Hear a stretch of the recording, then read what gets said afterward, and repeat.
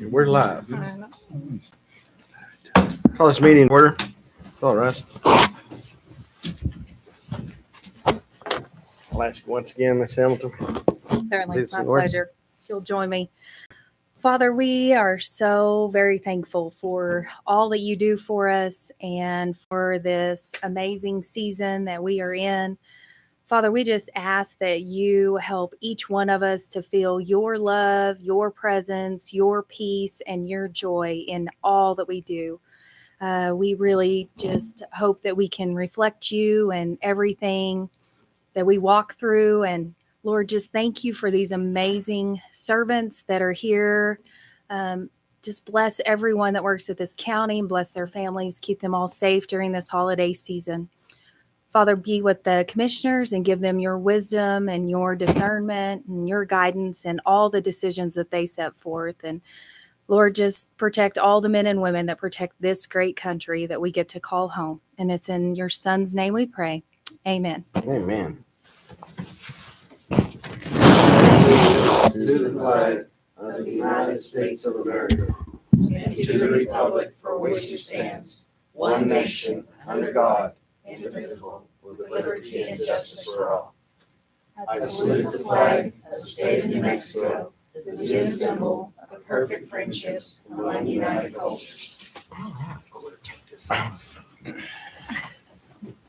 Yeah, it's warm in here. Which is good. Yeah. Put a big jacket in case of it. First item is to approve the agenda. So move. Second. Been moved and seconded that we approve the agenda. All those in favor say aye. Aye. Aye. Approval of the minutes from December the 5th regular meeting and December the 5th workshop meeting. Chair will entertain a motion. Moving. Second. I have a motion and a second to approve the minutes of the December 5th meeting and workshop. All those in favor say aye. Aye. Passed on.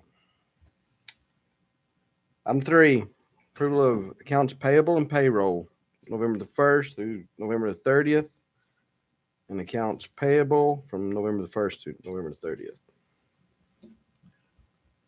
I move that we approve the accounts payable and payroll. I'll second that. All those in favor of approving the payroll and accounts payable, say aye. Aye. So must. Passed. All right. We're on to information items. Presentation of the 100% community survey results of the United Way of Eastern New Mexico. Executive Director Aaron Birch.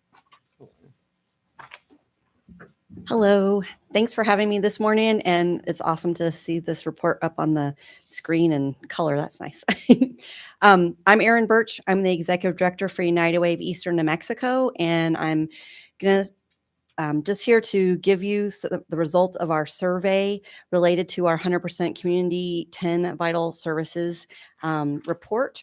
And we got respondents from Curry and Roosevelt counties, over 1,000 respondents. And there were 253 respondents from Roosevelt County for this survey. And so each of you have the data in front of you as well. The point of this survey was to ask our residents if they had sought services, and if they were seeking those services, did they have any barriers to accessing services? So at United Way and with our 100% strategy, we are trying to tackle making services that families need every day accessible to them and removing the barriers. So this report is all about what barriers our residents said they faced. So the first 2 pages, if you want to look at, page 2 is Roosevelt counties, and the percentages that you see are per each vital service. So we asked them related to 10 services: medical care, behavioral health care, food, housing, transportation, parent supports, early childhood learning, community schools, youth mentoring, and job training. We asked our respondents to tell us if they had sought out these services, did they have any obstacles? Okay, and so the percentage you're seeing here are the people who said that yes, they sought out the service, and yes, they had an obstacle to receiving that service. And so this data is going to help us dig in on the challenges that families face. And you can see that, almost 40% said that they had some trouble accessing medical care. Over 50% had trouble accessing behavioral health care. That food, affordable food was hard for them to come by. Affordable housing, 60% of those seeking it had trouble accessing it, and transportation, 50%. Those are our surviving services, meaning that these are the things that families count on to really just, make it through the challenges that they face.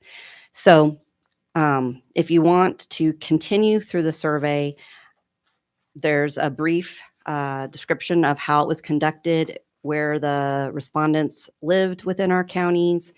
So you can, see where we heard from. And in Portales, we partnered with numerous organizations to get these surveys in the hands of our residents. The Department of Health and WIC were a big part of this. La Casa was a big part of this. We also provided the survey online. Roosevelt County had more paper surveys than online surveys, which I thought was interesting. And then if you continue, there's a page per each one of the services. We have Curry and Roosevelt's results, and it outlines the barriers that people report having. And so this data is going to help us find where we can work on, eliminate, and reduce barriers to services. And as we enter that phase, this is where we need our community's help. So each in our efforts to eliminate these barriers and make these services accessible across our communities, we are looking for organizations and representatives from who work in these areas to join our action teams and, dig into the realities that are exposed here, right? And talk about what we can do next to help families get what they need when they need it. And so we are, seeking organizations and people who have a heart for these things to join us. And all the way to the end here, I just want to point out, so we've got even the folks had a chance to give us the answers to some open-ended questions. And so you can see what's a smattering of what they said. And the 7 steps that you're looking at on the screen right there, this is how the 100% strategy works. Basically, first we identify the barriers, and second we put our action teams together, and then we engage our community and community leaders around those barriers. And over time, we will reassess with more surveys, to see if we're making progress. And the truth to all this is that it's going to be a long process. Most of these barriers that people find are systemic and they aren't easily fixed. Now that we have identified them, though, we can start on working on that. And then, so I'm here to share this with you and encourage you to help us. Sorry, that page isn't in there. Okay, I was like, you're holding up something. I'm holding up a page you can't find. Sorry. So on the last page of yours is basically, so this page really drives why we're doing this. And the research shows us that if families could access services, then we could reduce the impacts that trauma within our families has on our community. And on this last page, where it says the impact of ACEs, and ACEs are adverse childhood experiences. This basically is a laundry list of societal challenges that every community faces in one way or another, and that we all, I think, seek to eliminate so that our families are stronger, our communities are more prosperous, and we just have, better quality of life all the way around. And so I encourage you to use this data however you want. If you would like access to the raw survey information, we can definitely give it to you. And we'd also like the county's participation in our action teams as you're available. And I'd stand for any questions. Does anyone have any questions? Ms. Birch? I'm good. Thank you. Thank you. Thank you. And I'm Report. just going to leave a few little of the reports here in case anybody wants it. And then the green sheet, just to let you know, is this is basically a overview of everything that's going on at United Way of Eastern New Mexico. And we serve Curry, Roosevelt, and Quay counties, and we're impacting lives of our residents every day in a lot of ways. And we look forward to continuing to serve our community and would love to partner with the county in any way we can. And if you have questions of us, please give us a call at 211. Thank you. Thank you, Ms. Birch.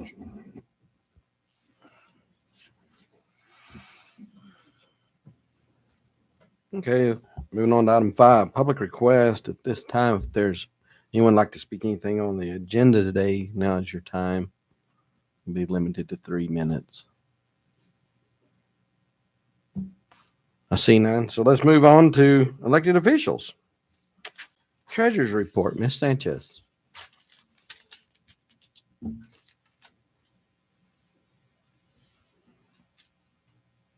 Is this on? Okay, yes.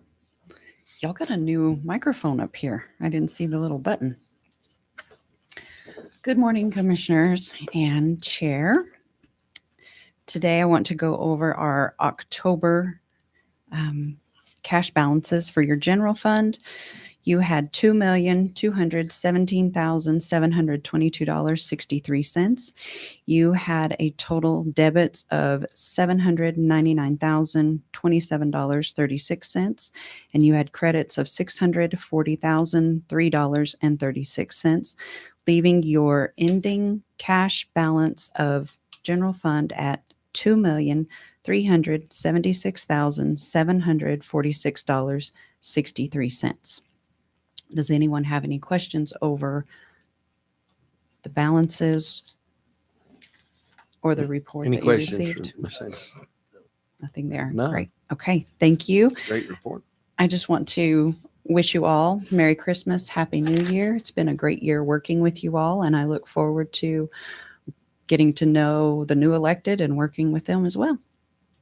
Thank you. Thank you. You may want to rethink that.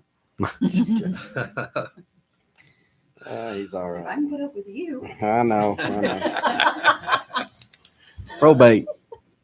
Good morning, Secretary. Commissioner and Chairman. How are y'all today?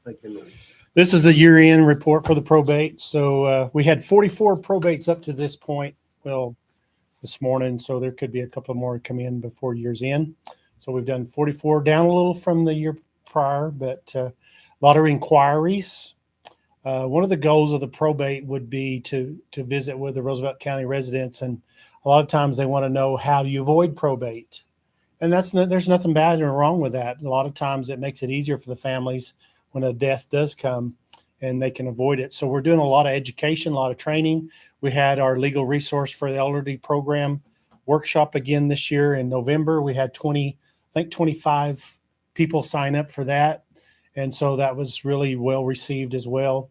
So we're being proactive. We're not just waiting and for them to come in and have to probate. A lot of times we want them to encourage them to have a will and do things where they don't have to probate, but there'll always be probate. There's a lot of people that just will not get a will and do things to get their stuff in order to where they avoid probate. So that's what we've done for the year. So we're at 44, probably 2 or 3 more by the year's end. And it's been a pleasure to work with you. One of the things I want to tell you about is we have introduced a Senate bill, and the Senate bill is, I don't know if it has a number yet.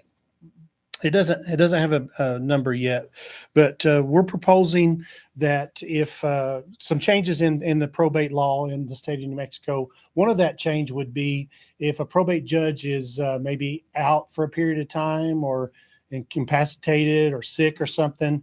Right now, another probate judge from Curry County, Chaves County couldn't come to Roosevelt County and do a probate.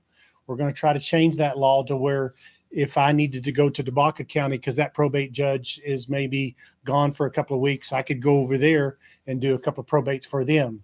The concept's the same. You can do it with district judges. We just can't do it with probate judges right now. So we're trying to change that. And then there's some other things in the bill that we're trying to change, and we're trying to get the clerk's affiliate to endorse it as well. We want them because the clerk is our probate clerk, and Mandy's done a great job in Roosevelt County this year as well. The third thing that the bill does is it impacts 3 probate judges, and I'm one of them. In the county or in the state of New Mexico, there's 33 counties, 33 probate judges. 3 of us are on an off cycle. That means that we was elected the year of the president. So my cycle would be termed out in 2024. The problem with that is that they have to do training for 3 probate judges on an off cycle and the other 30 judges on a governor cycle that we just went through. So this January, you're going to have 30 new probate judges or reelected judges, and then they'll train. If you had the 3 that's on the off cycle, they have to be trained, just 3 of them. So it's not, so it would extend my term from 2024 to 2026, give me 2 more years. And then I would run for a second term after that. So that's part of the legislation that we're asking as well. So it's a bipartisan support bill.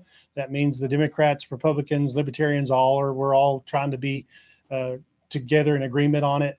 And so look for that bill, and we'll be presenting that to Stuart Engel, Senator Engel, and trying to get support for that bill to pass, just to do some tweaking to the probate laws in the state of New Mexico and how it would be more efficiently and run for the citizens of New Mexico and help our counties. So that's what's going on in the probate office. Thank y'all. It's been a pleasure to work with y'all, and I think the county's been very well received with what I've done. My efforts, I don't hold regular office hours, but everybody in the dog has my cell phone, and as soon as they call, I'm here. And it works really, really good. And we've got it posted on the office door. I can do private sessions if they want to talk privately, or if they're just ready to file the probate, we go to Mandy's office and the clerk office, and we get it done within a matter of minutes. Any questions? I've got just a comment real quick, Mr. Chairman and members of the board. I wouldn't be opposed to doing a letter of support endorsement for this bill. Not only is it cost effective, but it makes a whole lot of sense. I think they've done that with the commissioners way back in the day. I know David Sanders, my dad, served for 10 years one time, and it was similar legislation, if I'm not mistaken, but I would be willing to support Kendall once you have that SB number. Absolutely. We could And write I that appreciate letter to that, all of our Commissioner. legislators. Thank you very much for Thank your you, support. Kendall. I will get that to Miss Hamilton, and we'll know which bill it is or what the number of the bill and the final draft. We're going to ask the clerks to sign off on it as well. And then once we have bipartisan support and we're ready to go, we're going to present it to Santa Fe. Okay. Any more questions? Mandy, you have a question? We also have a training coming up in February. Oh, I forgot about that. Yeah. We do have a mandatory under the judicial system. The probate court is under the Supreme Court, and we do have a mandatory training session that Mandy and I will have to go attend in Albuquerque. It's mandated by the Supreme Court. The Supreme Court will pay, the judicial system will pay for our lodging and our meals, and we have to have transportation to get to Albuquerque. But that is February the 15th, 8th and 9th. 8th and 9th, February 8th and 9th, that Mandy and I will be attending to that. Thank you for reminding me. I forgot about that. Okay. Anyone have anything else? Kendall, I do have something to say. I want to thank you for being so active in our community. I know my parents attended one of your meetings, and you're the first probate that I know has went out and really been active in the community with this. And I want to appreciate you for stepping up and doing that. Thank you very much. You have a great day. Okay. On to healthcare, Ms. Carol Costa Flores. Move to go into indigent, Mr. Chairman? Then moved and second, we go into engine. Mr. Lopez, how do you vote? Yes. Yes. Yes. Yes. Yes. 5 yes votes. We're now into engine. Good morning. So what we have now is 13 claims for $12,592.19. And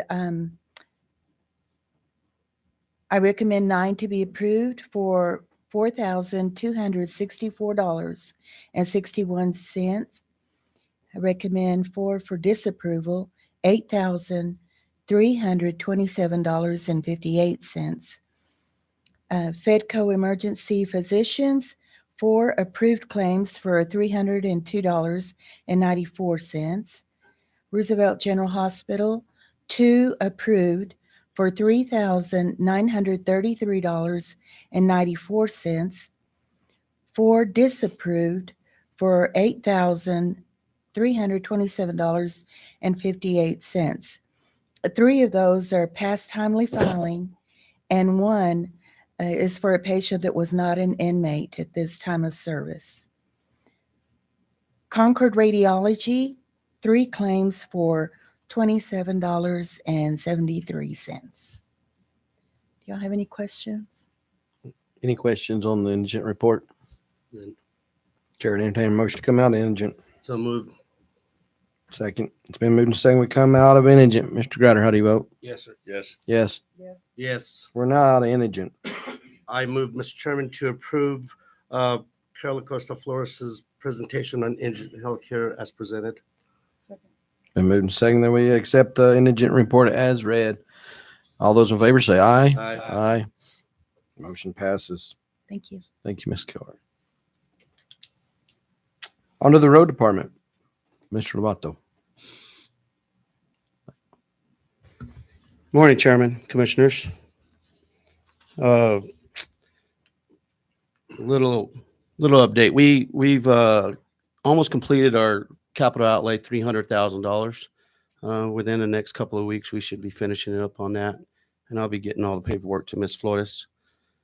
We started our LGRF 2023.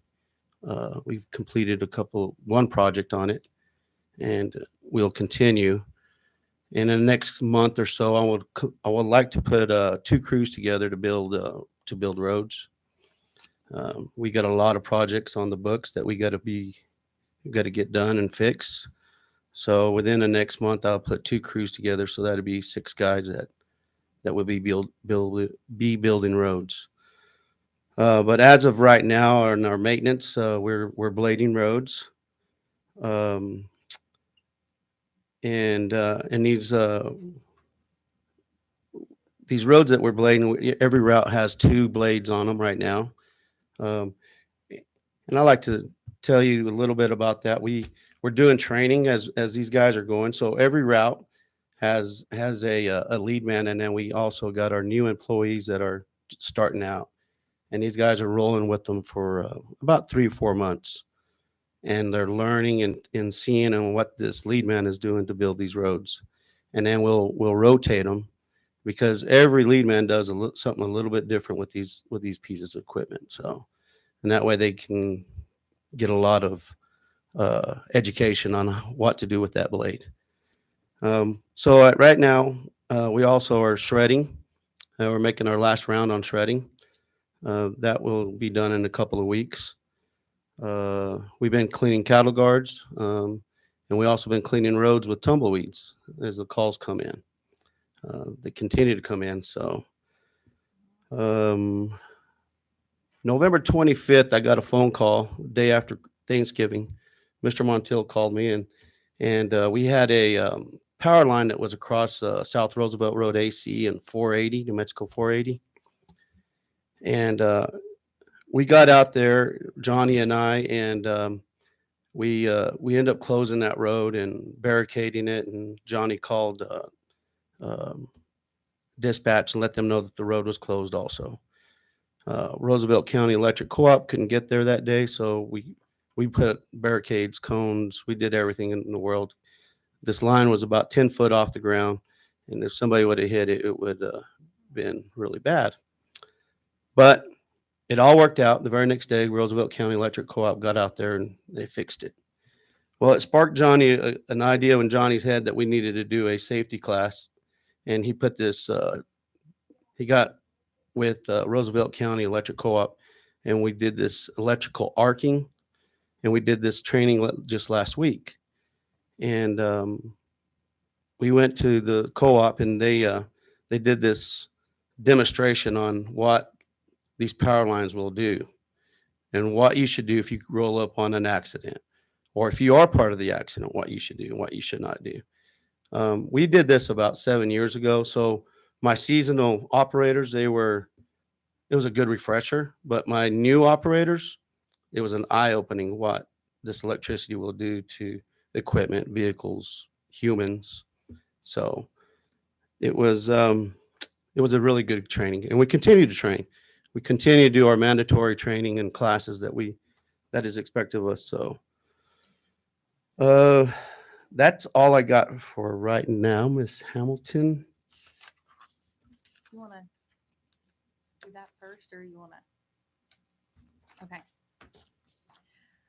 So what we wanted to present is just a draft of what myself and Mr. Lovato have put together over the last several weeks and revised. This is in regards to South Roosevelt Road 6, Industrial Road, and 18th Street. And so this has been an ongoing concern with the maintenance of the road. We have submitted a couple requests. The last initiative with the city manager expressed that she thought this would be something that they could certainly take to the council. So when we originally proposed this, we had said, hey, the first time it was Rick and them offered to do all the work and have the city take care of the materials because it is a city road. However, that didn't go anywhere for over a year. And so we've just watched the road continue to deteriorate. And so we had come to y'all a couple of months ago and said, let's partner. We can offer to pay for part of this, figuring out a way. Because again, our residents out there are really having really profound impacts. I mean, we've driven the road and documented and taken pictures. So with that, we also, Jody Diaz with the Economic Development had been talking with several of the industry leaders out there in that industrial park. Commissioner Lee had suggested, reaching out and trying to start some communications with them to see what they might be willing to do. So we did go and meet with them just to, again, get a better idea of what they're looking at. The scope obviously grew with the project from us just focusing on U from the from the intersection of Industrial to U.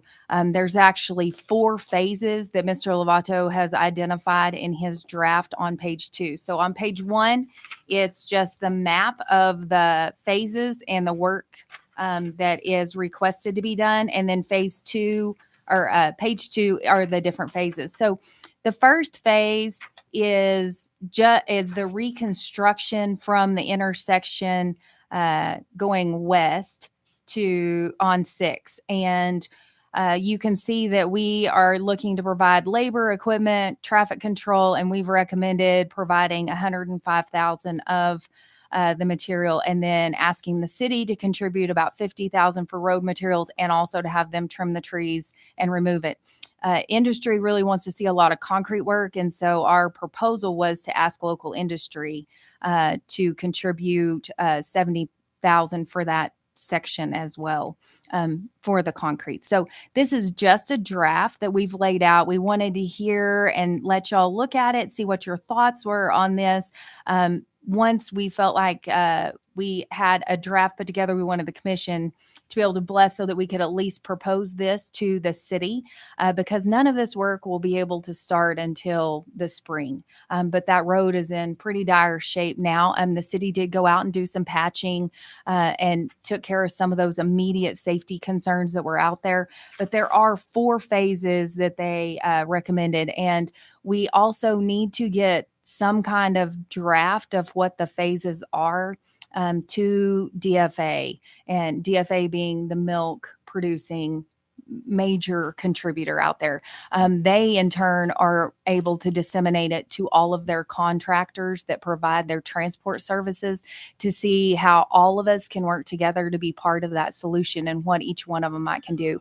Because we did hear very concerning stories about the incredible cost of equipment repairs that they're sustaining. And so that's their concern, is that they're losing, a lot of suspensions. And I mean, they named off all kinds of maintenance issues on their big trucks from going through that patch of area.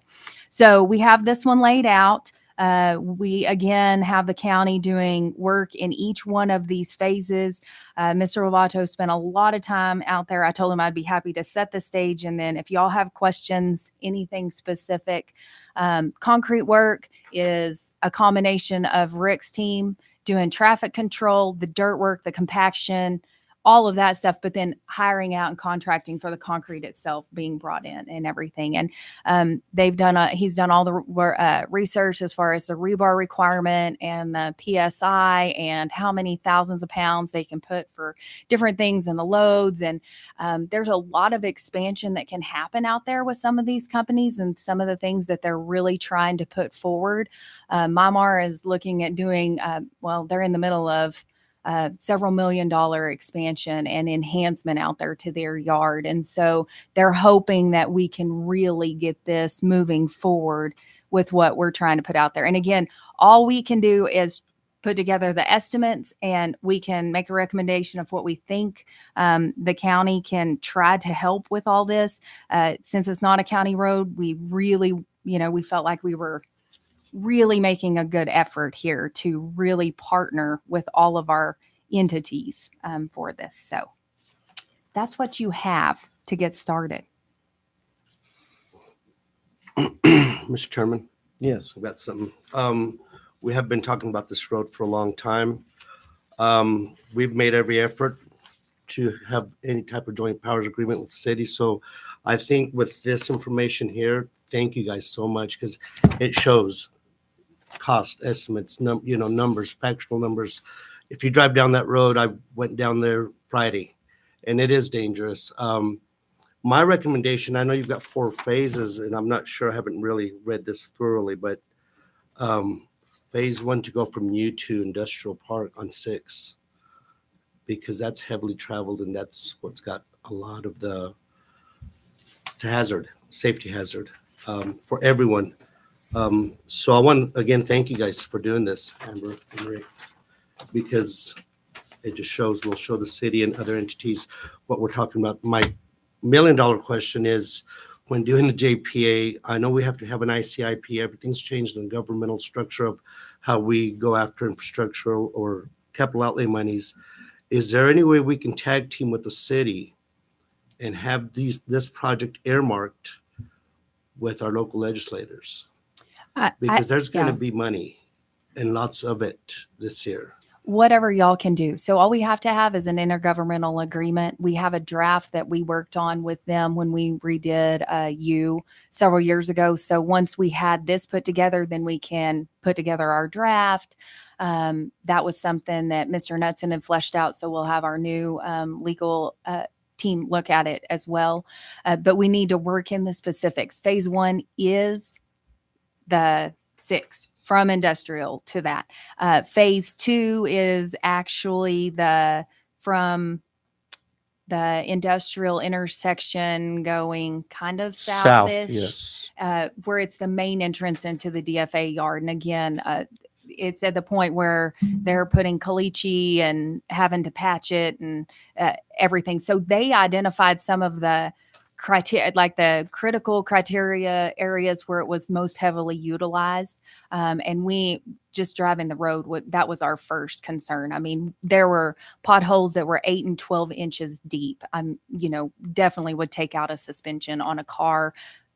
Blowouts. I mean, we watched and we sat there and just saw a few people driving through, and it was dangerous just watching them dodge, and come into oncoming traffic and everything. So anyways, we have put this together. If y'all see any concerns or have any questions, I mean, there is a substantial amount of investment that the county is, we're asking the county to commission to consider offering about 125,000 total. This would be something that we could pull out of our capital outlay fund that y'all have set aside specifically for one-time expenses. So we do have the funding available if that's how you wish to allocate.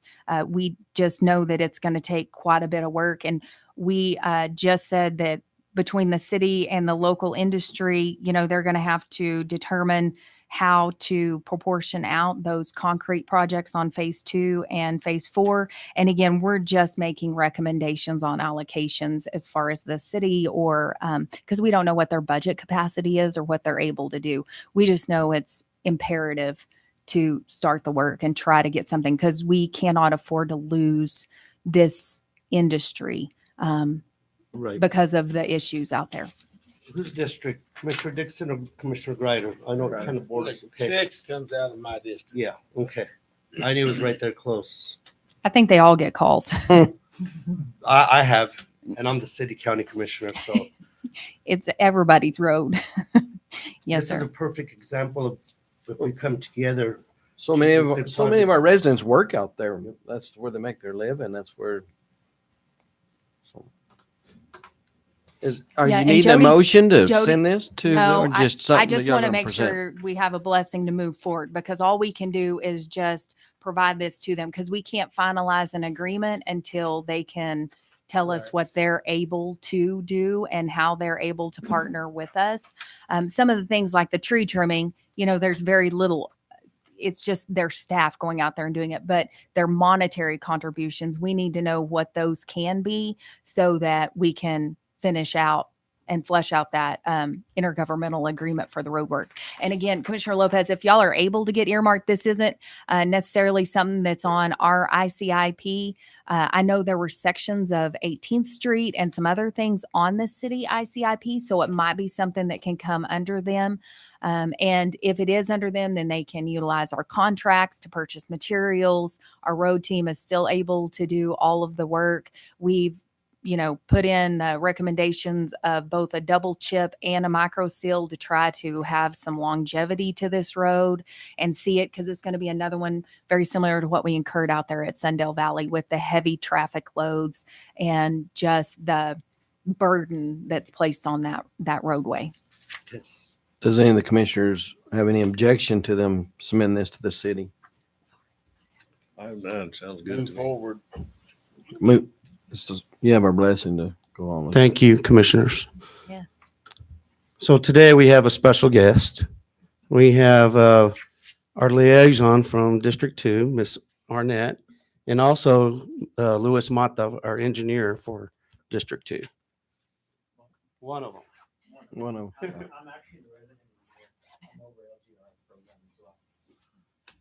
Yes, Chairman and Commissioners, thank you for having us. My name is Manon Arnett. I've been with the Department of Transportation for 18 years. I was recently promoted as the community liaison. So that means I'm going to reach out to all the communities in southeastern Mexico and help entities apply for the Transportation Project Fund. And of course, I brought Louis Mata. He's a resident engineer. He works closely with the local government road fund. So if you have any questions of us after, please see us. We have our business cards and we'd happy to answer any questions transportation related. Also, if you have any inquiries with DOT, he's been there 20 plus years. I've been there 18 years.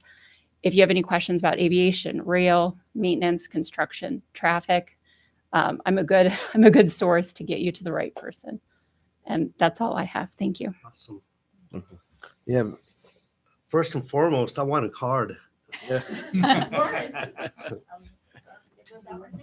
Francisco's still there though, right? Absolutely. Okay. I work directly under Francisco Oh, perfect. Sanchez. And he does an excellent job, and he's hired me to, help alleviate some of the What's his questions. name? What was Luis Mata. I think you were part of that meeting I had with Tim and Francisco a few years back in Roswell. Oh. I am gonna I'm going out, but I would love for y'all to travel. What is, besides 114, the Rogers Highway? What's- 235. So I've had complaints that when we striped the bar ditch because the road is so wore out from building the wind farms. And so I would really appreciate if y'all could get out there and check out those two roads in the wind farms. I believe so. All right. Four and 458. Yeah, I talked to Manon about 114 before. Commissioner. Yes.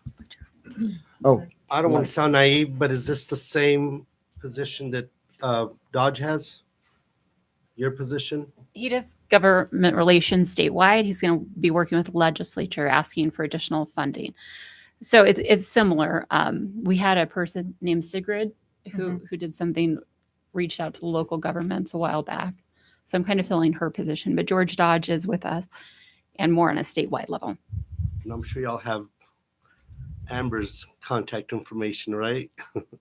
And Mr. Lovato did a great job of getting them here. We're really appreciative. And I know in the past, Tim had asked the commission to actually develop a resolution that prioritized the road concerns for the county. Is that something that continues to be worthwhile for y'all at a district level? Okay. Because I that think is that would be something helpful. that the Yes. commission would need to reconsider maybe next year and just revise, update some things. yes. Okay. Some of these roads that we have for the chip seal roads, these farm to market roads, they're on like a 7 to 10 year cycle, depending on when we can rotate our crews around the district to get to those roads. And so if you see a problem, we try to get to it as soon as we can, or we'll work it into our Rotation. rotation. Yeah. And what were the roads you mentioned? I have some of them. I just want to make sure. 114. Yeah. I mean, what's that road again? I call the Rogers Highway in my life. 458 and 235. Yeah. In 458. Yes. When we took on the project for the wind farm, we knew that was going to be a problem, and we was told then that that road would be redone after the wind farm was done. We haven't seen yeah, You're right. and a lot of my neighbors out there sent me pictures of when y'all striped the road not a month or two ago. They striped the grass on the side because there was no pavement left. I mean, I guess there's a certain width it has to be. So, Normally it's 12-foot wide, but those are on like the highways, the major highways. mhm. Some of these side roads, they get to about 11-foot wide, 10-foot wide. But if Well- you look at your cars, most of them are only 6'4", 6'5". Yeah, well, we have a lot of trucks running up and down those roads, so it's very dangerous. And feed wagons. Yes, and I understand. I traveled some of these back roads, meeting with this very, very small communities, and they are very narrow. And but- Well, and they're peeling off. I guess that's what you would say. Is the pavement is just about gone from all the heavy loads of materials they brought. They just packed in. right. Well, like Lewis said, we've wrote it down, and we'll try to get it on the rotation. Thank you. I'd like to take this opportunity since they're here. I know that I had asked Amber to write a letter of thanks, a thank you letter on North Main, West Fur, and the Leamington Highway right here next to Wells Fargo up to Farmers Market. I know that we weren't in the radar for a lot of years for those projects to get completed. When I met with y'all's team and the rest of the guys, they said that they'd do what they could, and since then they're done. So I want to take this time to thank you guys, because that's the heart of our city and county. And I know they're all state roads, but you guys were able to complete them. And I just want to let you guys know that we appreciate it. Now, Ricky, you got up too soon. We didn't get to ask any questions to you. Oh. I have one thing, Ricky, on Road 12. I was just this morning, I was chasing, and that micro seal is peeling plumb off. Where everybody turns in and out of their houses, it's On 12? you need to go check it out. Okay. Because I mean, if we paid for that, it's going to have to be redone. Yeah, they'll be back. They'll be back. It just sticks to the tires as you're going down the road. You can hear it just picking up and leaving. Okay.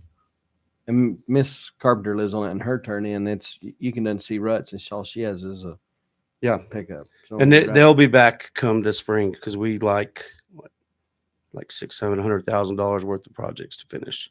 And also, I got a text this morning from Mr. Bill Cathy, and he wanted to thank y'all for fixing the school bus ditch. It looked wonderful, made it so much smoother for him to pull in there. You're welcome. So I had to give you a thank you too. And thank you for what you've done in the last 8 years. Oh. Thanks. Thanks, Ricky. Anybody have anything for Ricky? Now we got him back up there. Thank you, Ricky. On to the county manager, Miss Hamilton. Yes, good morning. Good morning, Mr. Chair, Commissioners. So I received correspondence, a question for the county from Vanita Menopause, resident of Harding County. Question for your county: would your county sign a petition to be returned to the state of Texas? New Mexico has forgotten about the eastern counties and we need support. Please respond. I didn't want to have that one all to myself, so I just wanted to share that with y'all. She was very kind to include an envelope with a stamped to return. So that was an inquiry that we did receive. I don't So think anyone has a response for that, do you? okay, so our swearing in ceremony at the last meeting, I think I said Friday the 29th. It's Friday the 30th. We've sent out a public notice. We've posted on the website all of the elected officials that will be sworn in. Anyone that was elected has been notified. We will be doing it in district court. That is a day that we're scheduled out for holidays, so it'll just be a quick ceremony to be able to have all of our elected officials resworn or newly ones sworn in. We did attend BIPO a couple weeks ago. Great information. Always good to have that refresher. We had several newly elected, our sheriff, our assessor elect, as well as our commissioner elect attend. And so it was great to have all of those there, as well as some veterans. And we do have New Mexico County's winter conference coming up January 17th through the 19th. And at this point, I have heard from Commissioners Greider and Dixon and Commissioner-elect Criswell that they would like to attend. But I didn't know if Commissioner Lopez or Commissioner Savage, if it was where y'all look to attend. We need to do registration at a hotel if that is something. It's the 17th through the 19th. So I know we talked about it at the last meeting. If y'all know and everything, we can touch base after the meeting. You can let me know and I'm happy to make those arrangements. I'll let you know right now. In lieu of me going to that conference, because I've been to so many, I'd rather take my weekend trips and lobby on behalf of our county with my fellow commissioners. That's good. So I'm deciding right now. I will not go Okay. midweek. I'll just go on weekends. So that helps me. So would there be any way you would be able to attend the chamber banquet that Thursday? Because everybody will be Santa Fe and the chamber banquet is during that week. But we don't have anyone else. They did the same thing last year and we just weren't able to have representatives. So would you be able to attend that? Because Most that's the other definitely. thing. I just got RSVP, or can you RSVP for me? Mhm. Thank you. I just got another invite from them yesterday. Great. Commissioner Lopez, Yes, sir. what was that banquet we went to last year? I thought that wasn't the, It was the chamber's annual. Mhm. Oh, That yeah. was the annual chamber banquet you and I attended. So y'all were there. Thank you. Yeah, I'm me like, and we just Commissioner couldn't have a Savage were table there. because we were up there. Commissioner Lee also. Yeah, I was there. Yay.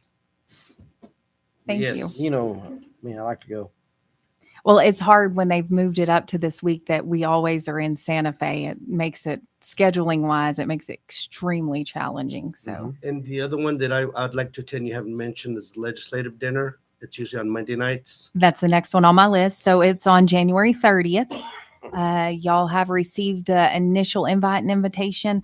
I just need to know at this point, I tentatively went ahead and just booked for everyone to attend.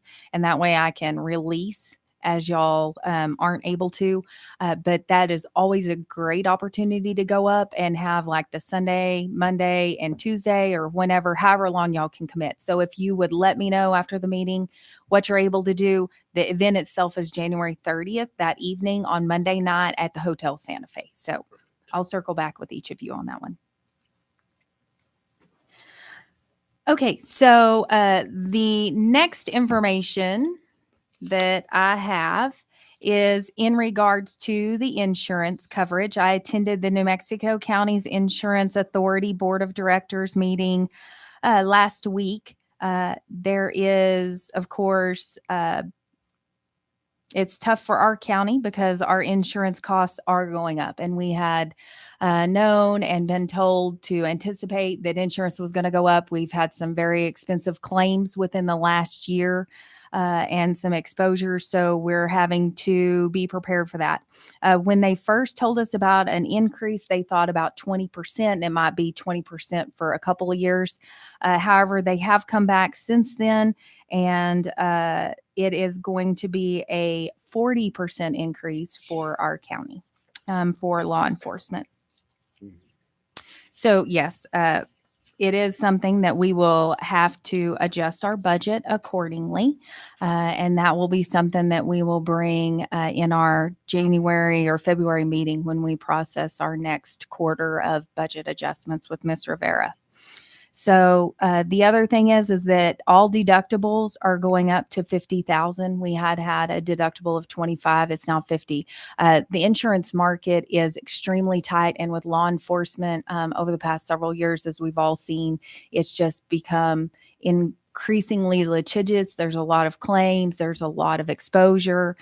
We also have seen some other entities within our pool that have staffing struggles that, I mean, it's just the perfect storm of a lot of different things that are contributing, but they have gone through it. We did not receive truly viable options for reinsurance from outside entities. So the board had moved forward with establishing our own reinsurance for New Mexico counties. It's probably just over a year old, with the idea of eventually we would be able to help protect our own liabilities, our own exposure. And when we can't find market, then would be able to do this. Unfortunately, that's come to fruition much faster than what we had anticipated. So we are actually having to utilize New Mexico County reinsurance at this point much quicker than what, again, was initially planned in that strategic vision. There's 182 pages, I think, to the board book. So if there's anything y'all would like to see specifically or discuss, you can let me know. I'll share that with you. But basically, in the past, what the quote was from one of the reinsurance companies, the only one that would give us a quote at this point was catastrophic coverage. And Taylor Horse used the example of, you buy a brand new $50,000 car and you're asked to pay $45,000 to insurance. Well, at that point, do you cover it, and what's the risk and the exposure? And so that's where, again, we're trying to see how we can effectively provide these services and our insurance ourselves through our pooling. And the board has been a great experience. I've really enjoyed serving. I am running for re-election on that this coming January. So I hope to continue in service. Several other counties are going to experience a 40% increase in our area as well. So it's not just us across the board. It's just we are one of only 2 counties that had penetrated the reinsurance with, again, some very expensive claims. So anyways, I'll keep going. I'll come back for questions. Ms. Hamilton, Yes. is there anything that we could do in the sheriff's department, or maybe Javier would know, that could help get accredited like we did at the jail to lower the insurance rates? Is there an accreditation for sheriff's departments? There is an accreditation for the sheriff's department or the sheriff's office, and it comes with the same 5% discount on insurance that the detention center does. I know that they presented on that at BIPO to the conference for Lieutenant Sanchez. He attended as sheriff-elect, so there's the information. I don't know that there's any plan for him to immediately pursue that, because there's a lot of things that you have to put in line and put in place first. And I know staffing and getting his office back to full staff is his primary focus at this point. But we did meet last week. We did talk about it. I expressed our support and anything we can do to assist them in anything that they move forward. We're hoping that some of the worst claims are behind us at this point, but we also know that there could be the potential for other things to materialize. It, typically takes a couple years before things really come to fruition, and so we'll continue to monitor that. Thank you. Oh, Did I Okay, mess you sorry. up on your roll there? No. I've got a couple more things. The regional behavioral health facility, we've been having regular meetings on it. Very excited to share that Union County has voted to come on board with us. So that makes it 5 counties, 3 municipalities. Fantastic. We're going to continue to work to expand that out. We're working on a collaborative ask. At the first, we had looked at 44 to 45 million. Since then, we've tried to come back and refine that ask and bring it down just a bit. We're looking at 2 phases of funding, potentially, 15 to 20 million for the initial ask and the secondary ask. We have had some meetings and explored the option for GO bond financing potentially, or anything. New Mexico Finance Authority, the Mortgage Authority, they have explored everything so that we know all the different options. Right now, the best combination in terms of the facility outlay is going to be a 45-bed inpatient. That is the magic number that is a base minimum. And then that will also include beds for geriatric, pediatric, adolescent, inpatient, outpatient, detox, and they're putting those together. And I know I've shared the initial feasibility study with you. They have drafted a 1-page summary that we're sharing with our legislators, as well as the behavioral health feasibility study. And then y'all approved the agreement. Several of the other entities have, and we're entering into that phase 2 to where it's land selection, being able to move forward with architectural plans and everything. So there will be a lot more information. They will be able to come and present to y'all, kind of show y'all a conceptual idea once they have some of that stuff put together, ask for the board's feedback. They're, again, doing this across the board with 7, 8 entities now, I guess, with the 5 and 3. So it is definitely a big undertaking, but we have also been told this is the year where they're going to have funding. I know I met with Senator Ortiz-Pino on a different issue with New Mexico counties earlier this week, and he expressed statewide support for this because they know they don't have enough resources. And so it's not just legislators from our own area that are looking for solutions to support these areas.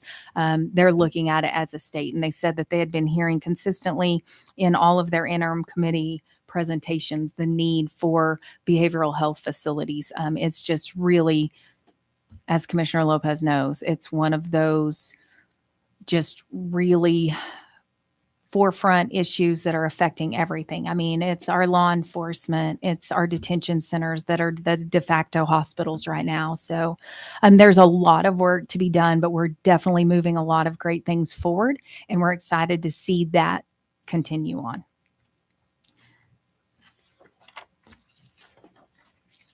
The end. I think that's the main things on my list. So I would stand for any questions that y'all have. Is there any questions on Ms. Hamilton's report? I'm good, Mr. Chairman. Thank you, Mrs. Hamilton. We'll move on to commissioners now. Mr. Crowder, do you have anything? No. Mr. Savage? No. Let's go on to new business now. Oh, no. Nice try. I'm like, wait. Yeah, let's just do new business. No. So this is very exciting, and this is for the commission. We want to get a picture of all of y'all up there.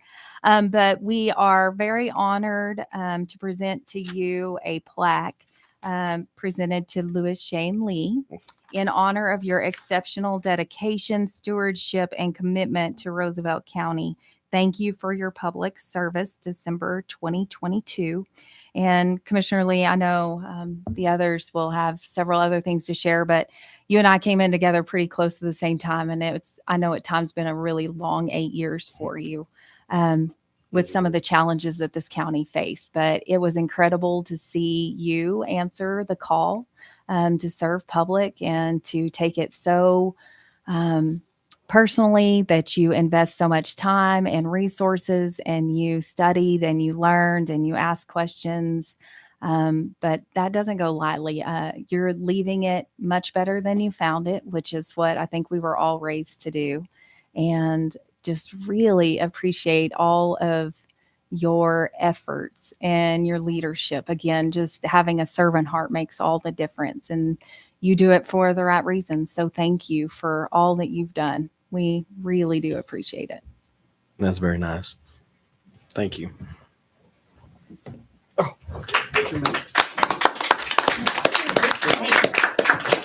Shane, if I want to stand up there with the flags, I think I can get y'all better. This is the best part of the job is all getting to meet everybody in the county and the state and serving with y'all commissioners and the commissioners before y'all. That's y'all ain't gonna believe this, but the meeting is the part I like the best, where everybody gets to discuss their opinions and put them out there. Thank y'all. Always have the best opinion though, right? Well, District 3 needs a little more help. I mean, Mr. Lee, thank you, sir. thank you. Congratulations. And for all the years that you've been with us, and I've seen you grow, Very. we thank you for everything you've done. Well, I thank Roosevelt County for giving me the opportunity to serve them.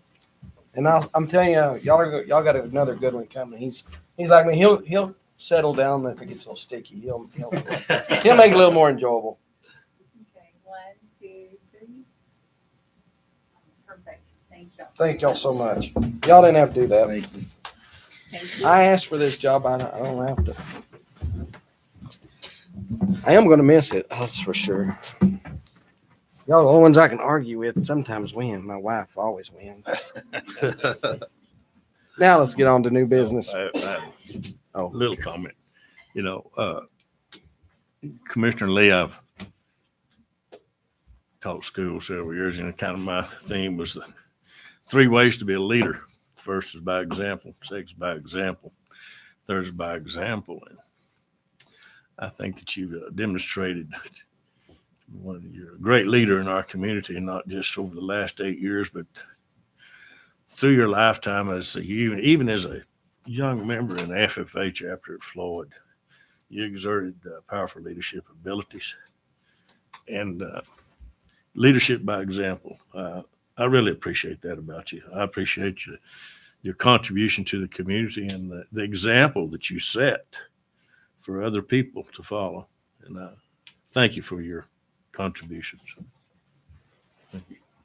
Thank you, Mr. Savage. Such kind words. I don't know if I deserve them. Everybody knows I'm kind of a cut up and like to harass people. I don't think y'all are going to miss me one bit, because I know who's. I think so. I don't. It'll be good. So let's do some business. New business. Discussion of proposals and utilization of local assistance to tribal consistency fund allocation. Ms. Hamilton. Yes, so commissioners, you'll recall last meeting, y'all voted to receive the allocation. We're receiving 50,000. Of that 50,000, there are certain limitations, of course, that come with the grant expenditures.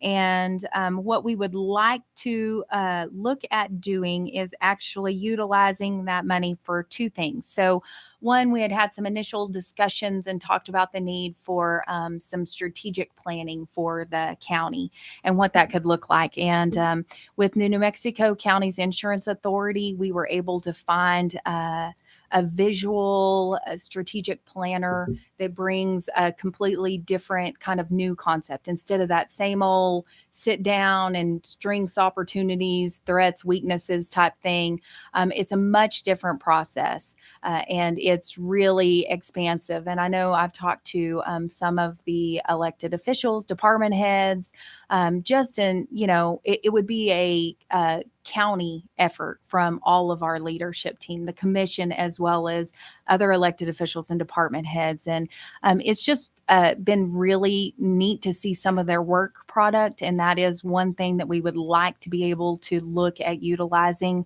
the funding for. It would be professional services, and it's probably somewhere right around 20 to 25,000 for a complete plan. They would also give us a visual element that we would all be able to hold on to. They're not recommending at this point for strategic planning to expand more than or really to go past the 3-year point because things are so dynamic and changing so quickly now. They're saying really you want to look at like a 1-year, 3-year type thing. And so you can roll those out. There's things that it may be more in the day-to-day wheelhouse of the elected officials that have their offices as well as the department heads. You know, y'all set a big vision, you establish the policy, you look at the big strategic plan together, and then we all work together to develop steps of how we're going to get there. But it is a really something that we've just researched and feel like it's something we would recommend to utilize this. Because again, this is funding we didn't expect. So we wanted to be able to do that. The other part that we would look at proposing is utilizing the other half of those funds, roughly somewhere around 20 to 25,000, to assist with the establishment of the food bank.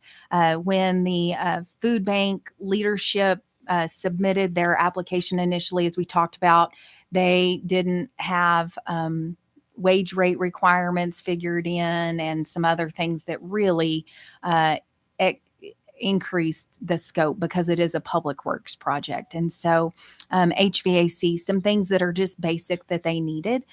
So we would like to see us be able to commit to help partner with that. And then the food bank itself has already committed an additional $10,000 from their board of directors and their fundraising. We received additional allocations. Y'all recall we approved that at the last one. And it was 170,000 up from 138. So we have those funds there. We haven't presented anything in terms of what's in our budget adjustment for today, because these are all things that we can work toward. But we wanted to at least present that as a couple of options that we've researched for these specific funds, and they are authorized expenditures or ways to expend these funds. I believe the 20,000 for the food bank is a great idea. If we can use these funds, the first of it. Does anybody have anything they'd like to? I'm good. Would anybody like to make a motion to go ahead and put this forth? So moved, Mr. Chairman, on agenda item 7A for utilization of local assistance and tribal consistency fund allocation. Second. I have a motion and a second that we go ahead and put these funds towards the allocations presented. Mr. Crowder, how do you vote? Yes. Yes. Yes. Yes. Yes. 5 yes votes. Thank you. Sure is quiet today. All right, on to item B, discussion of meeting logistics for January the 10th. Ms. Hamilton and Randy. Yes, so we'll just get started with the different things. This kind of actually came up toward the end of the meeting last time, and just talking about with the agenda item in regards to the ordinance and requiring more space. We also have a lot of housekeeping that's typically done at your first meeting. You have a lot of resolutions, Open Meetings Act, public participation. Y'all remember, like, there's a whole long list of all the first stuff. So there's quite a bit of regular activities that happen, just the day-to-day type stuff. So one of the options is that was brought up was spacing. So with staff and with everyone else, you expressed some concern about moving times and having all of that. What one workaround that the commission could consider is to convene the regular meeting, have everything taken care of, the standard items, and have that one agenda item following a recess. So you could do everything in the normal 9 o'clock meeting slot. You could have all of your agenda items handled there. Then you could recess until 7 p.m. at the Jake Lopez building to be able, I talk to Chase with IT. We can get everything set up over there to where we can stream. We'll have the microphones, we'll have everything to where we have more space. Because I know there has been several concerns about this space and everything. And so the Jake Lopez is where Chase feels like would be the best secondary location. If we're not able to accommodate in this room, then we could move everything over there and have a scheduled time for that. So just wanted y'all to know I did clarify that with IT. I know that was a concern Commissioner Savage had, and there were a lot of people that wanted to attend or express and present their different opinions, and you could have all of that. And you could also have the strategy or the structure of the public meeting going, which is typically what we follow, where you open a public meeting, you ask for anyone that wants to speak in favor or against. You can set time parameters saying, hey, we're going to give you 30 minutes for anybody that wants to speak for, 30 minutes against, or however the commission wants. If you want to be there all night, you can open it up and have no limits. So that's depends on how y'all want to set those structures. But our recommendation from administration is we would meet here 9 o'clock, have everything normal. And then we would ask the commission to just consider doing a recess until say 7 o'clock and then convening the rest of the meeting over at Jake Lopez to allow for public attendance and the structure that you see fit. So would it look like moving the public request to like item 6 and item 6 elected officials and then having a recess and then coming? No. So basically you would have everything already, and you would, if you have any other resolutions, anything, you have all of that, and then you recess and you only have that one agenda item over on the next phase of the meeting, kind of like how we recess to go to the detention center for the detention center inspection following this meeting, and we reconvene over there. It's the same thing. It's a single agenda item. Just a single agenda. You just put that public meeting on the public ordinance request. adoption at the end.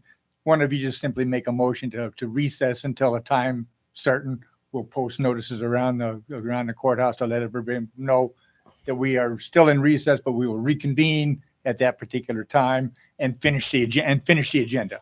We won't be able to add anything else to it. We'll just finish what that last item is, and then take whatever action you want to take on after that public meeting.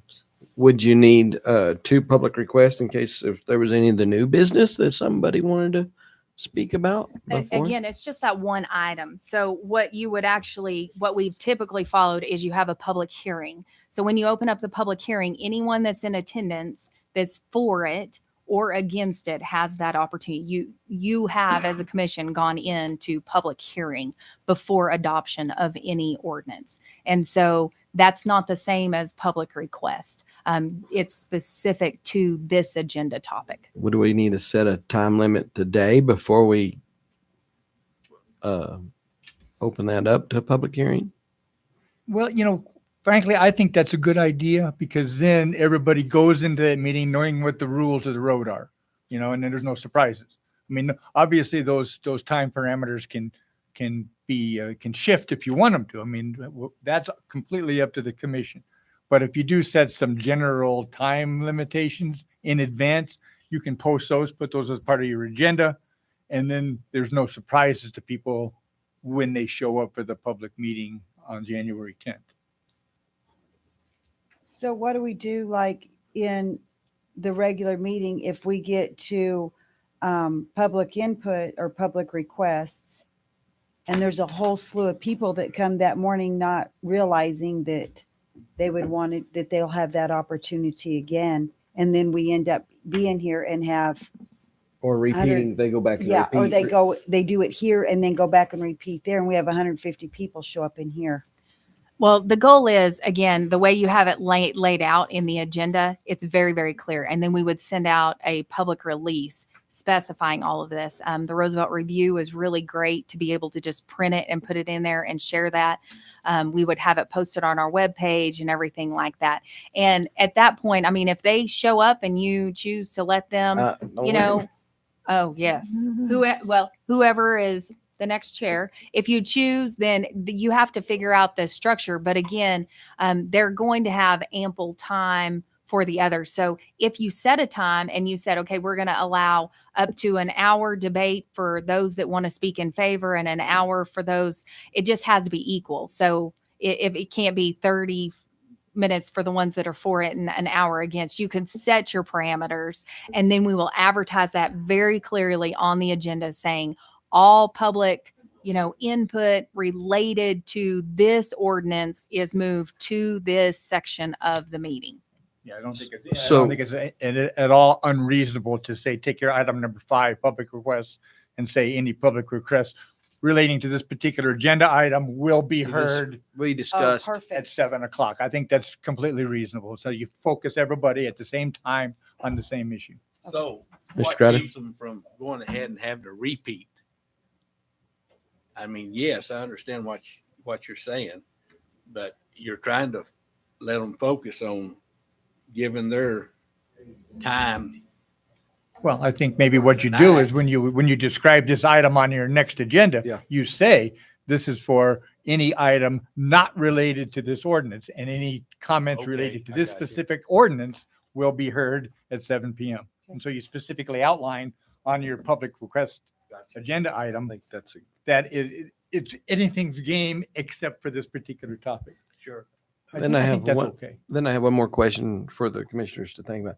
If you're going to set a time limit on how long could be debated for or against or both, how do you keep one person from tying up all the time and somebody not getting a chance to speak in Set individual time limits. 3 minutes per 5 person minutes. still?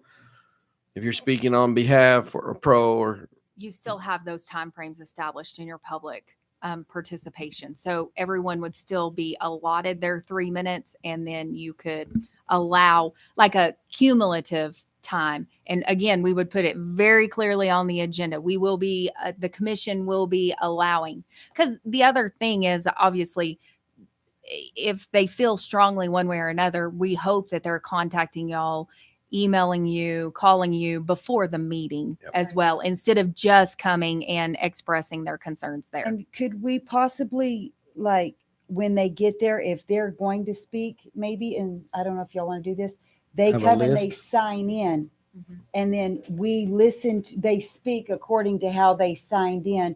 And when we run out of time, that's it. We don't finish listening to anybody because, okay, so you're for over here. So this is the one you sign in on. If you're against, you're over here, you sign in on this one.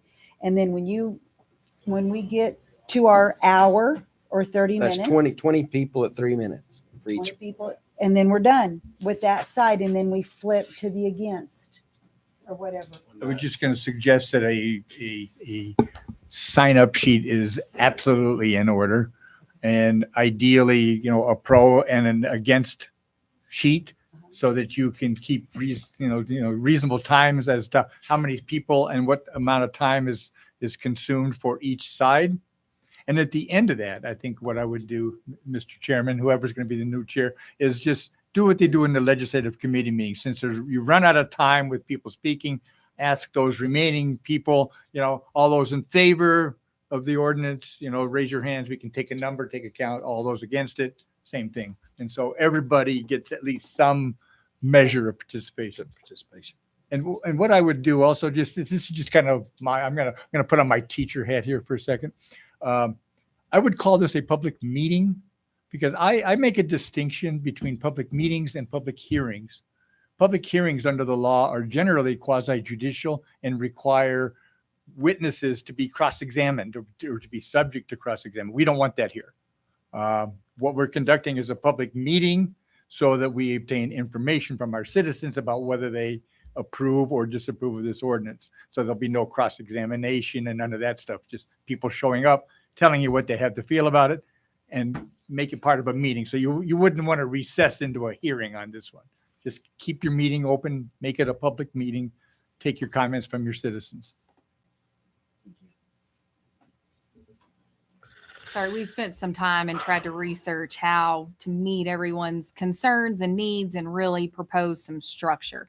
These are just concepts. It's up to the commission to decide how y'all would like to move forward.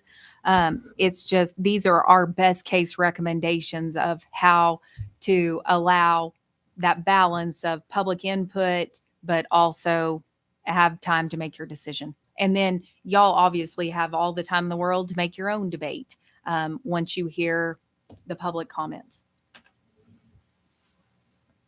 I know I won't be attending, but I think Ms. Dixon had a great idea with the sign-up sheet.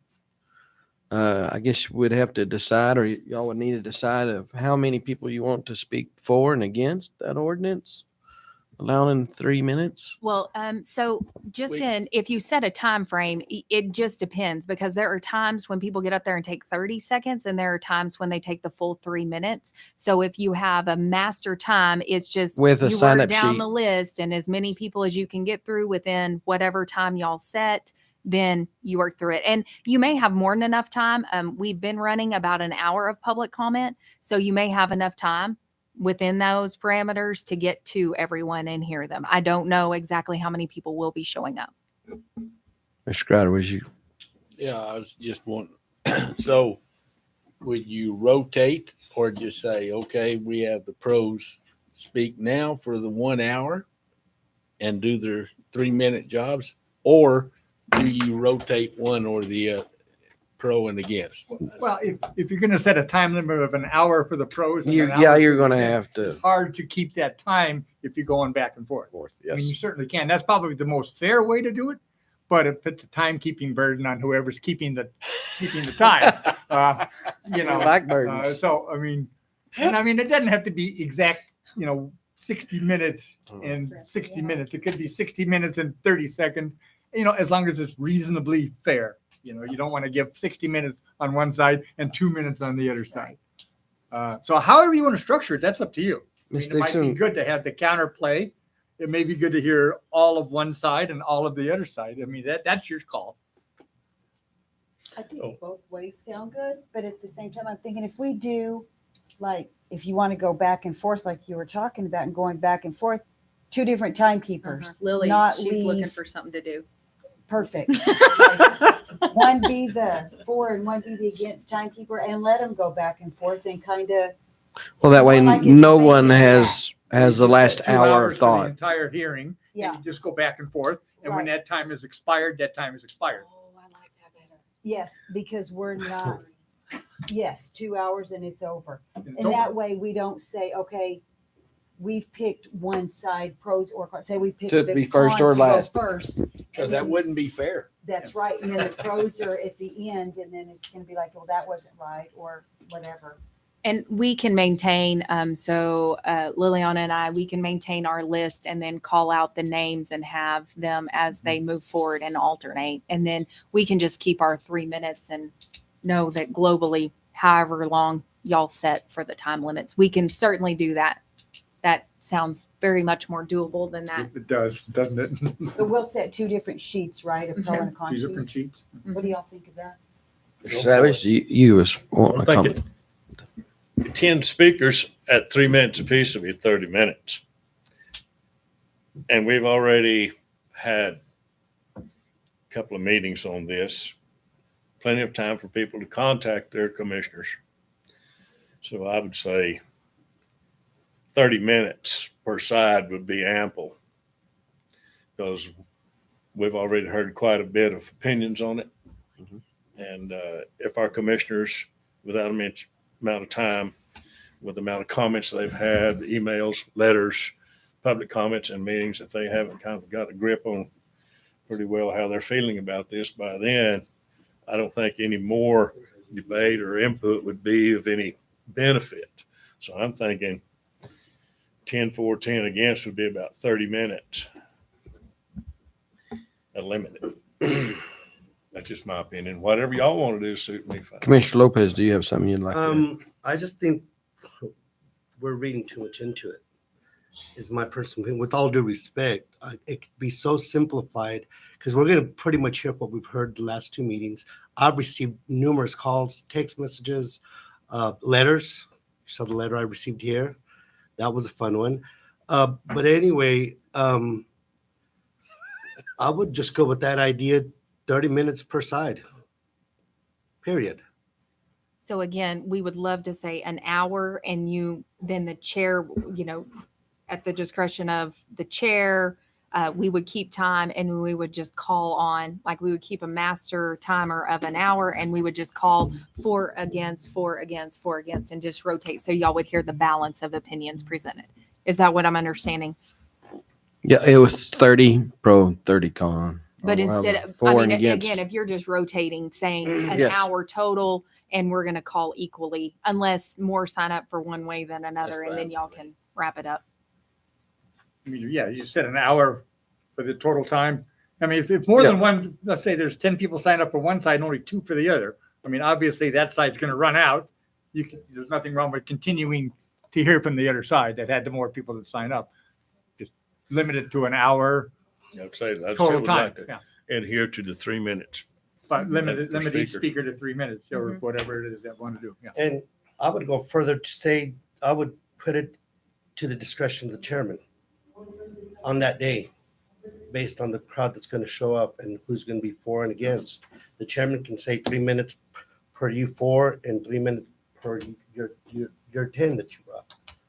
And then if it's over exceeded, he can still has a discretion to say 30 minutes altogether from one side and 30 minutes altogether for the other side. Say that again. I think I. Okay, somebody record me because I don't know what I said.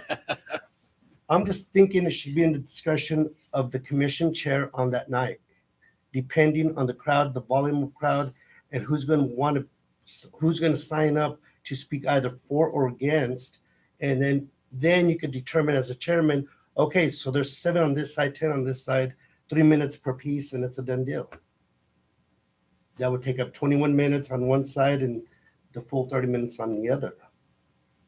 So I completely hear what you're saying, and I love the idea of the discretion. I will tell you, the phone calls we've received is they want clear rules, and they want it ahead of time to know what the participation is. I've had at least a dozen calls of questions of is there going to be a time limit? Are y'all allowing people to speak? Is the commission going to be willing to hear? So that's why we would like, and that's why I spoke with legal, like how can we put out and advertise so that the public knows what they would be allowed to contribute? That's been our questions. Mr. Grider. I really think that I liked it at the very beginning where they talked about take an hour, cut it in half, and just go every other. I mean, if one side's exhausted, then they're done. Yeah. They're done. They're done. It's over. You I mean, give everyone a chance to talk. Miss who's gonna be there, Dixon's- who wants to talk up to your 1 hour timeline. Miss Dixon. I feel like people are incredibly passionate about this subject on both sides. I mean, incredibly passionate. And I know from the calls, the texts, emails, people stopping me in town, coming to my house, telling me their opinion on this, that I just feel like if we gave an hour for either side, they may or may not show up on that. But because of the amount of response that we have had, that would try to give the majority of the people that do show up their voice, if nothing else, just to be heard. I mean, so we sit up there an extra hour, but we're here for them and we're elected by them. And I feel like we should go ahead and hear them out. I know that a lot of it's going to be repetitious. We've heard 100 times or got the emails or whatever, but that's still their voice. And I was elected to represent them, and I want to hear what they have to say. And I'm comfortable giving each side an hour. So in lieu of 30 minutes and 30 minutes, an hour and an hour. Yeah. Just Great. That's to give more them power, that. yeah. Because if they don't expend all of their hour, the chairman just can say, stop. okay, that side is done Mhm. after 35 minutes. And so Right. forth. Because it's So an 3 hour, I minutes. think, would be adequate per 3 minutes per a side. pop, but Well, I that's fine with me. So let's have that made in the motion, Missy. That we do, I make a motion that we do 3 minutes, rotate an hour for each side. Y'all understood all that, right? So can we make it, instead of saying an hour for each side, can we just say 2 hours total and 2 hours rotate? So that, again, if it's not completely, just for timekeeping, That's fine. pretty please, and thank you. However, I have a motion. Do I have a second? I'll second that. It's been seconded that we allow 2 hours to be discussed, 3 minutes per person, rotating for it and against. All those in favor say aye. Aye. All those opposed to that say no.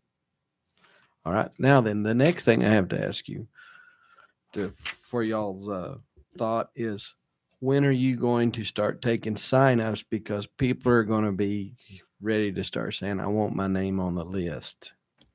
When are we going to start the sign up sheet to speak at the next meeting? So in order to keep it fair, in my opinion, you start it at the event. So you can open the doors 15 minutes early or 30 minutes early, and they can arrive at that point and be able to sign up. If we recess until 7, we can open the doors at 6:30 and or 6:45 and have them start signing up. And then it's those that come, because we don't want it to be where maybe somebody doesn't have internet access and can't sign up or do something. It's just to be. So signups will start as, let's say, 6:30, 30 minutes before the meeting. Is everybody? I'll make that motion that signups to speak on the. It's been moved second that we start signups at 6:30 on January 10th in person. in person. All those in favor say aye. Aye. Motion carries. Other things to attach to this? Do you have any, Randy? No, sir. I think what I would do, I would help prepare a script and give it to the chair for his guidance or her guidance. And I'll work with Ms. Hamilton on preparing a script and a kind of a framework for this public meeting. Do we need to make a motion to recess and move to there? What you will do at that, when you We finish your can do it agenda then. in the morning, Mhm. you will just say, take a motion to recess this commission meeting till 7 p.m. This evening and make sure you give the new location. Okay. And then what we'll do is we'll take that notice, we'll post it outside the courtroom, we'll post it around town so people know that this meeting will be resumed at 7 p.m. at a Yes. different venue. So there'll be a recess and then the agenda item and then adjourn. Yeah, it'll be recess, one item. You Adjourn. can then vote on that item. You can hear people. If you're prepared to vote that night, you can vote that night. If you're not, you can Not vote. postpone that to another time. And then you can, after that, then you adjourn. Are we going to do the camera as well? Is there any more discussion on line item B of new business? I believe that the motion is talking about is the motion to fix the time to which to adjourn.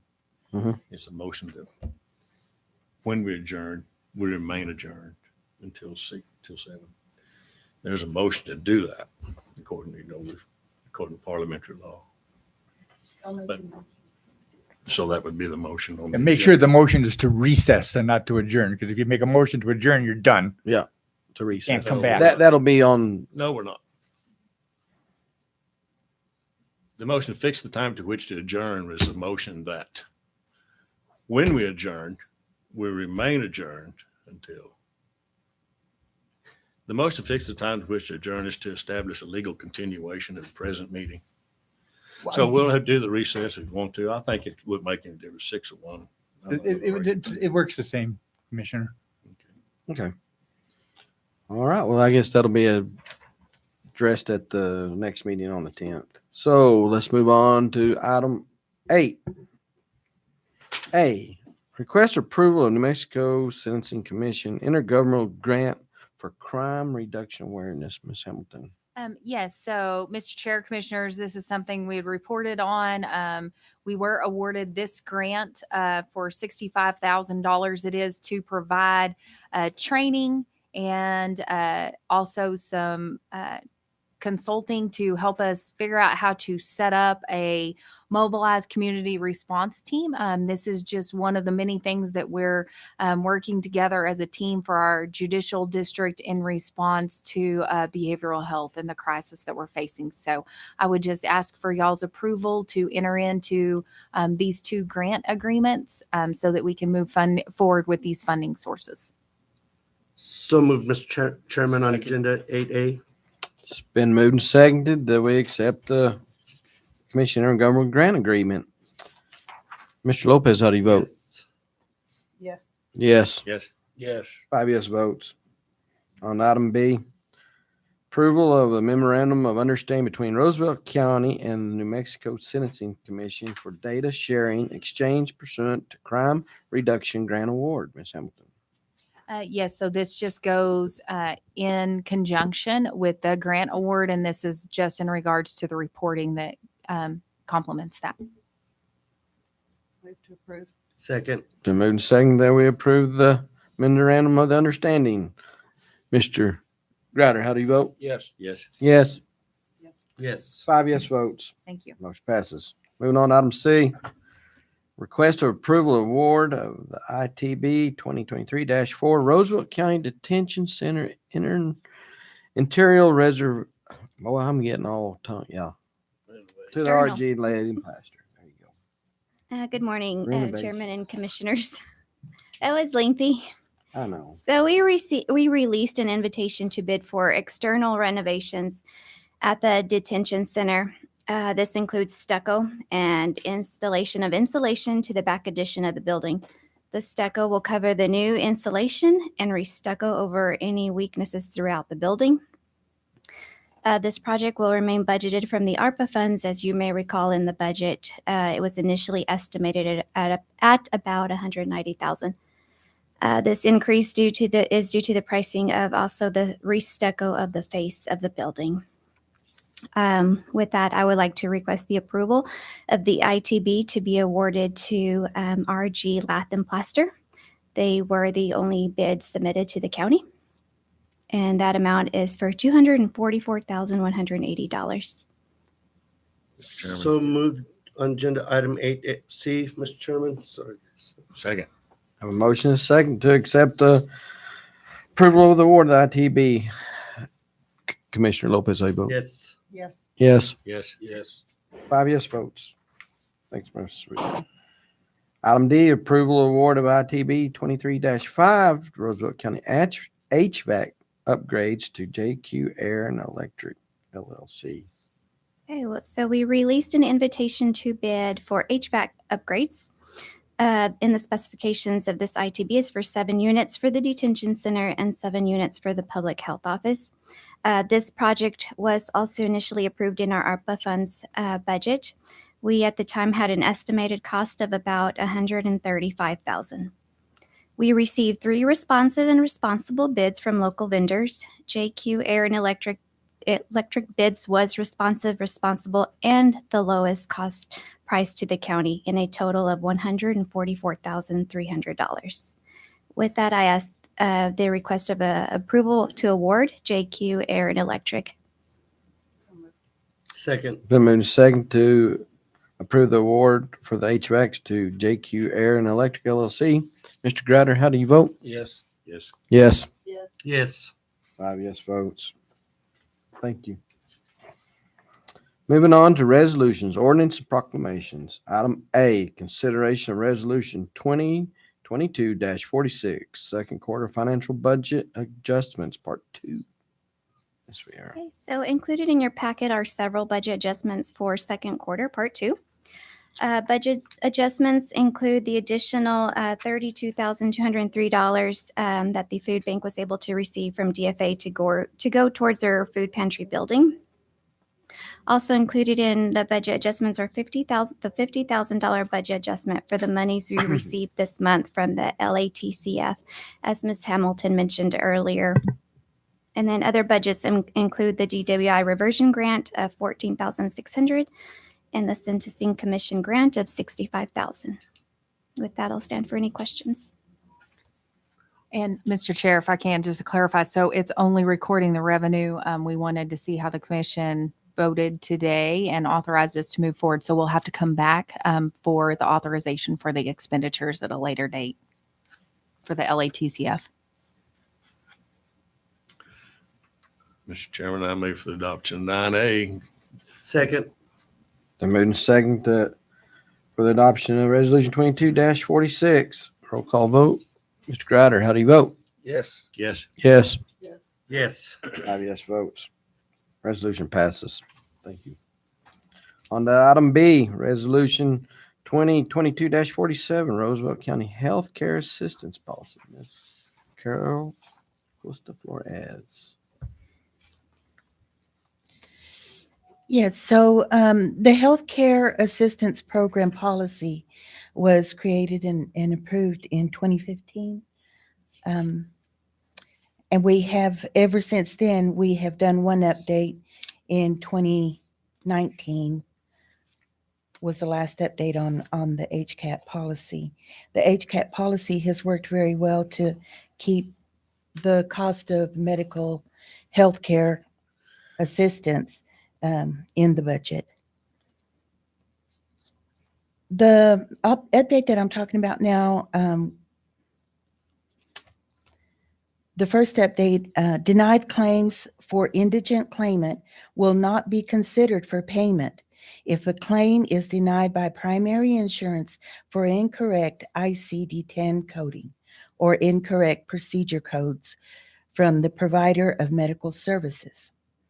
Claims Board will not consider payment as a secondary insurance to any one primary insurance unless primary denial is coded for incarceration at Roosevelt County Detention Center. Roosevelt County is a payer of last resort for the healthcare assistance program. The next update is charges will be submitted on a uniform UB and 92 or a 1500 form. Itemized detail face sheet for detainees from the Roosevelt County Detention Center or from sheriff's deputies presenting the detainee at local providers.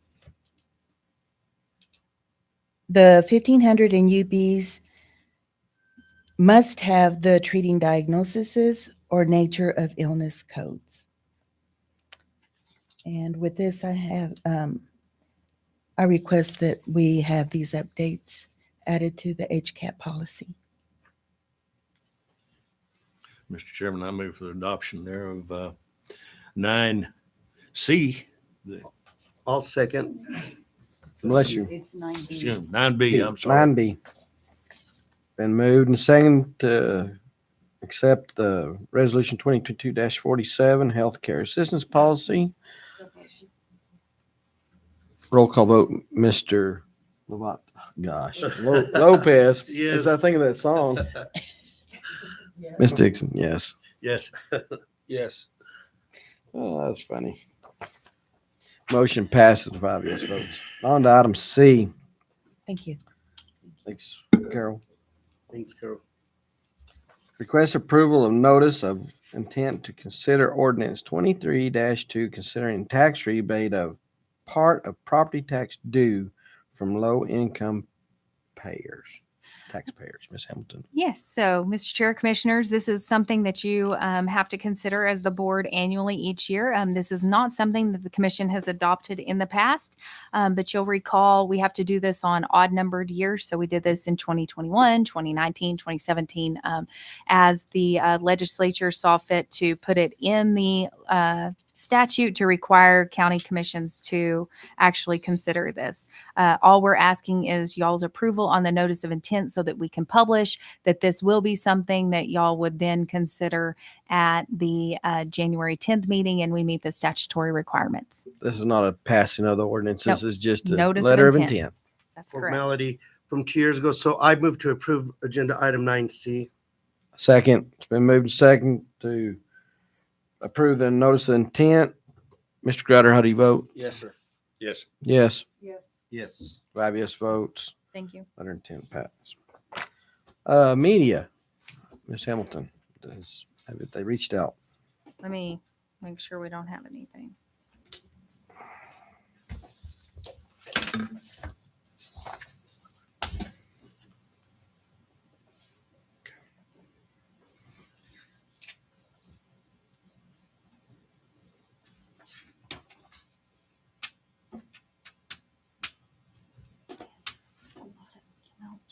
How long does everybody need to get to the detention center?